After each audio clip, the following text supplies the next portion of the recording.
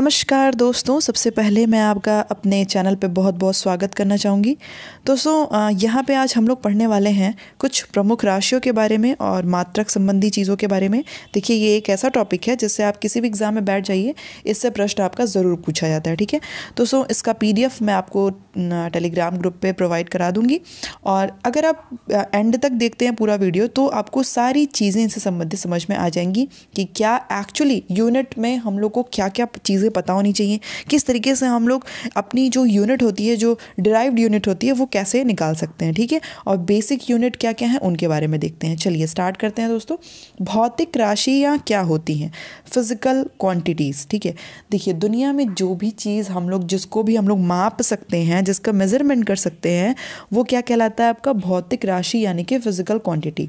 जैसे लंबाई यानी कि लेंथ, समय यानी कि टाइम, द्रव्यमान मास, धारिता कैपेसिटी, आयतन, वॉल्यूम, भार, वेट। ठीक है, तो इन सारी चीज़ों को हम लोग माप सकते हैं। आपको पता होगा कि हम लोग द्रव्यमान का हमारा मात्रक तय होता है कि हमें इसको मीटर में मापना है कि सेंटीमीटर में मापना है, किस प्रकार समय को हमको सेकंड में मापना है या घंटे में मापना है, तो उसका हमको मात्रक पता होना चाहिए। देखिए भौतिक राशियों का दोस्तों, उसको अगर हम लोग को भौतिक राशि को रिप्रेजेंट करना है, इसको प्रस्तुत करना है, तो हमें दो चीज़ें जो है वो ज्ञात होनी चाहिए। एक तो ये कि भौतिक राशि का मात्रक, ठीक है, जो भी हमारी भौतिक राशि है, लंबाई का मात्रक पता होना चाहिए कि एक्चुअली हम लोग किस मात्रक में उसको रिप्रेजेंट हम करेंगे, जैसे कि सेंटीमीटर में या मीटर में, या फिर सेकंड में, समय के लिए सेकंड में, या आपका घंटा में, किस प्रकार से। ठीक है, और दूसरा ये कि ये हमेशा आपका संख्यात्मक मान को या संख्यात्मक वैल्यू को शो करता है। भौतिक राशि हमेशा हम लोग संख्यात्मक मान जो है शो करेंगे। जैसे कि अगर लंबाई है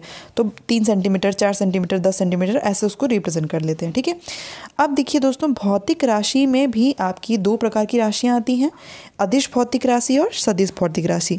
इसको लेकर के बहुत कन्फ्यूजन होती है दोस्तों, तो आज हम लोग थोड़ा सा इसके बारे में बात करेंगे। अदिश भौतिक राशि यानी कि स्केलर फिजिकल क्वांटिटी आपकी क्या चीज़ होती है?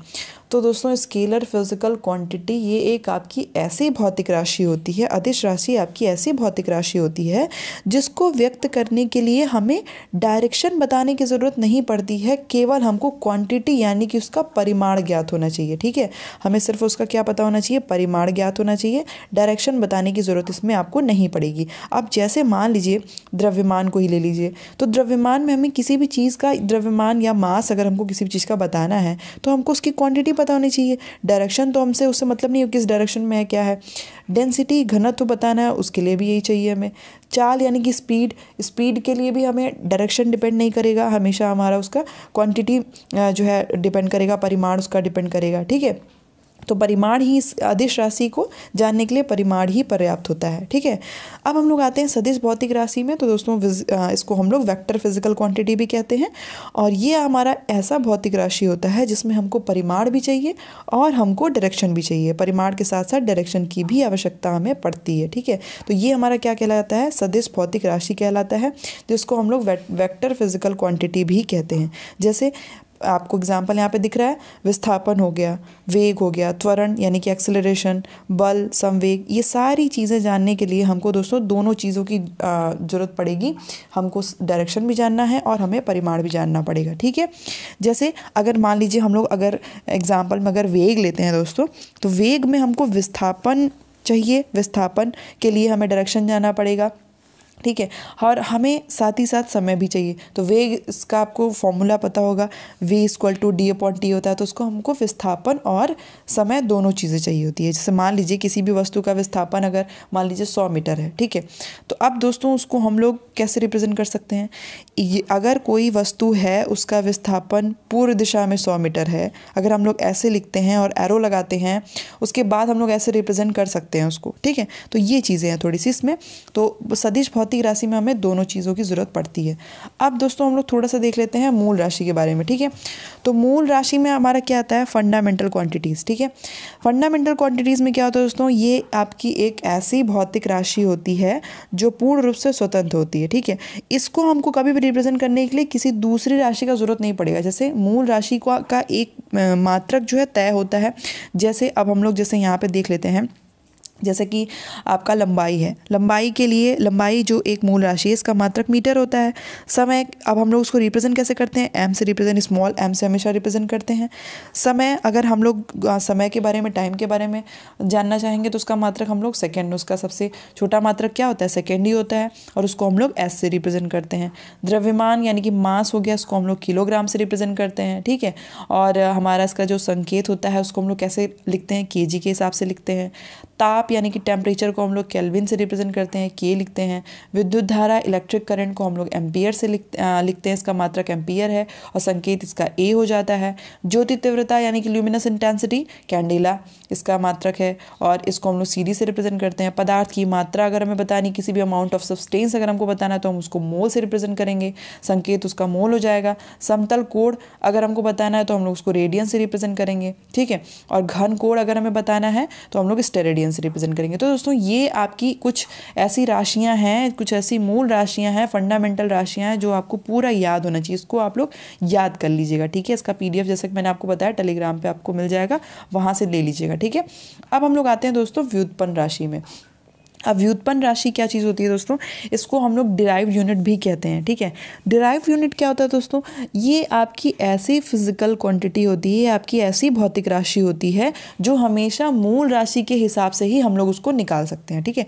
डिराइव्ड यानी कि उसको व्युत्पन्न करना, तो हम लोग हमेशा उसको मूल राशि के हिसाब से ही निकालेंगे, ठीक है। मूल राशि के सहायता से ही हम लोग उसको निकाल सकते हैं। जैसे अगर हम लोग बात करें दोस्तों क्षेत्रफल की या आयतन की या बल की या फिर वेग की, तो हम लोग हमेशा इसको हम लोग कैसे कर सकते हैं, हमेशा हम लोग इसको मूल राशि के हिसाब से ही निकाल सकते हैं। अब जैसे अगर मान लीजिए आयतन की बात करते हैं तो आयतन का फॉर्मूला अगर आपको याद है कि लंबाई गुणे चौड़ाई गुणे ऊंचाई हो गया है, तो लंबाई आपका हम लोग उसको भी हम लोग मीटर में रिप्रेजेंट करते हैं, ठीक है। और चौड़ाई को भी हम लोग मीटर में करते हैं और ऊंचाई को भी मीटर में। तो आप ऐसे ही बता देंगे कि आयतन जो हो गया, आयतन का हमने जो हमारा डिराइव्ड जो पूरा मात्रक आया वो क्या हो सकता है, घन मीटर हो सकता है, ठीक है। घन मीटर आपका के पावर 3, ठीक है। घन मीटर आपका हो गया, मतलब मीटर के पावर 3 हो गया। तो इस प्रकार से है। तो मूल मात्रक हमें पता होना चाहिए हमेशा व्युत्पन्न राशि का, अगर हमको मात्रक निकालना है, ठीक है। अब देखिए व्युत्पन्न राशियों में भी दोस्तों मात्रक के आपके अब देखिए व्युत्पन्न राशि में भी मात्रक आ गया आपका। अब मात्रक भी आपके दो प्रकार के हो जाते हैं, मूल मात्रक और व्युत्पन्न मात्रक। मूल मात्रक में क्या होता है दोस्तों, इसमें जैसे मैंने आपको बता दिया, जैसे आपने यहाँ पे देखा कि लंबाई का जो मूल मात्रक है ये क्या है, मीटर है। समय का मूल मात्रक सेकेंड है। तो इस प्रकार से है। मूल मात्रक का मतलब क्या हो गया दोस्तों, मूल मात्रक में हमेशा हम लोग राशियों को व्यक्त करने के लिए बस कोई एक मात्रक जो है उसका यूज करते हैं, वो हमारा मूल मात्रक कहलाता है, जैसे कि मैंने आपको वहां पे दिखाया, ठीक है। और व्युत्पन्न मात्रक जैसा कि मैंने अभी आपको बता दिया कि इसमें हम लोग को अगर रिप्रेजेंट करना है तो हमेशा हम लोग मूल मात्रक का सहारा लेकर के ही व्युत्पन्न मात्रक बना के बता सकते हैं। जैसे कि अभी मान लीजिए यहाँ पे एक एग्जाम्पल देख लीजिए आप लोग, क्षेत्रफल इक्वल टू लंबाई गुणे चौड़ाई होता है, ठीक है। अब हमको क्षेत्रफल का मात्रक अगर निकालना है तो हम लोग कैसे निकालेंगे, लंबाई का मात्रक मीटर हो गया और चौड़ाई का मात्रक मीटर हो गया, तो हम लोग क्षेत्रफल को वर्ग मीटर में दिखा देते हैं या मीटर स्क्वायर में दिखा देते हैं, ठीक है। तो ये हमारा क्या है, मीटर स्क्वायर या वर्ग मीटर हमारा क्या है, व्युत्पन्न मात्रक है। और जो हम यहाँ पे लंबाई और लंबाई का मीटर लिखे हैं, चौड़ाई का मीटर लिखे हैं, ये आपका मूल मात्रक है, ठीक है। अब देख सकते हैं। अब हम लोग आते हैं दोस्तों मात्रक पद्धतियों में। अब देखिए बहुत सारी पद्धतियाँ रखी गई हैं, यूनिट सिस्टम रखे गए हैं, जैसे आपका MKS हो गया, CGS हो गया, FPS हो गया और SI हो गया, ठीक है। तो MKS सिस्टम का मतलब क्या होता है दोस्तों, MKS पद्धति क्या होती है, तो दोस्तों भौतिक राशियों को मापने के लिए ये सारी चार जो पद्धतियाँ निकाली गई हैं उसमें MKS का मतलब होता है M फॉर आपका मीटर हो गया, K फॉर आपका किलोग्राम हो गया, S फॉर आपका सेकेंड हो गया, ठीक है।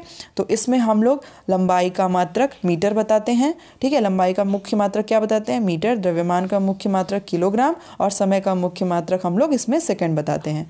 CGS पद्धति में दोस्तों CGS नाम से पता चल रहा है, तो इसमें हम लोग इसका मुख्य मात्रक सेंटीमीटर बताते हैं, द्रव्यमान का मात्रक हम लोग ग्राम बताते हैं, G फॉर ग्राम, और समय के लिए हम लोग S फॉर सेकेंड, ठीक है। FPS में क्या हो गया दोस्तों, इसमें हम लोग लंबाई का मुख्य मात्रक बताते हैं फुट, ठीक है, कि कितना फुट है।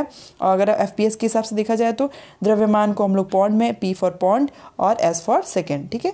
अब दोस्तों आते हैं SI सिस्टम पे। SI सिस्टम आपका, SI पद्धति एक आपका ऐसा पद्धति है, ऐसा सिस्टम है जो कि अंतर्राष्ट्रीय है। इसका यूज़ दोस्तों पूरा फैला हुआ है इंटरनेशनली, और ये दोस्तों सर्वाधिक प्रचलन में है, और 1967 से ही इसका आविष्कार हो गया था, और इसको हम लोग अंतर्राष्ट्रीय मापतौल के तरीके से भी इसको यूज़ करते हैं। ठीक है, और दोस्तों इसमें आपके 7 मूल मात्रक होते हैं और 2 पूरक मात्रक होते हैं, जो मैंने आपको सबसे पहली लिस्ट दिखाई थी उसके अकॉर्डिंग। ठीक है, अब दोस्तों हम लोग थोड़ा सा इसको देख लेते हैं। देखिए, आपको ये चीज़ें पूछी जाती हैं दोस्तों, तो अब हम लोग यहाँ पे अगर देखें ध्यान से, तो आयतन जो होता है दोस्तों, आयतन को अब हम लोग देखिए, इसका अगर हमको मात्रक निकालना है, अगर मैंने कहा कि आयतन का मात्रक क्या है लेकिन आपको याद नहीं है, तो अगर आपको मूल मात्रक याद है या फॉर्मूला याद है तो आप चीज़ें बता देंगे।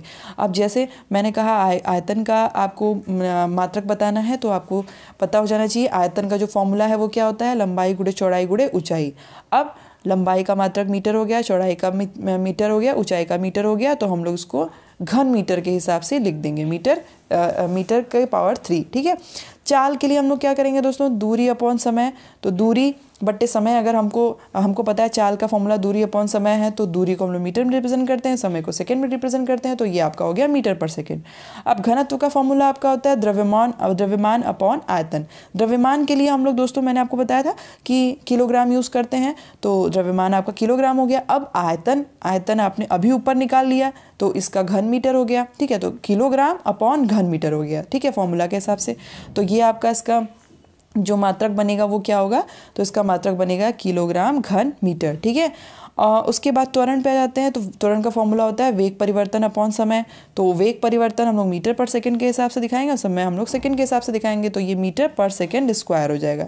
बल को हम लोग द्रव्यमान इंटू त्वरण के हिसाब से दिखाते हैं, तो द्रव्यमान आपका किलोग्राम, त्वरण आपका मीटर पर सेकंड स्क्वायर, तो हम लोग इसको kgm पर सेकेंड स्क्वायर, किलोग्राम पर सेकेंड स्क्वायर, यानी कि न्यूटन के हिसाब से भी बल को हम लोग रिप्रेजेंट करते हैं। ठीक है, अगर कार्य के बारे में बात करें, तो बल गुणे बल की दिशा में विस्थापन, किलोग्राम इंटू मीटर पर सेकेंड स्क्वायर इंटू मीटर, तो कुल मिला के क्या हो गया आपका, किलोग्राम मीटर स्क्वायर पर सेकेंड स्क्वायर, तो उसको हम लोग न्यूटन मीटर के हिसाब से भी दिखाते हैं। ठीक है, शक्ति को हम लोग कार्य अपॉन समय के हिसाब से दिखाते हैं, तो जूल पर सेकेंड हो गया इसका आपका मात्रक। ठीक है, अब हम लोग इसको जूल पर सेकेंड या वाट के हिसाब से दिखा लेंगे।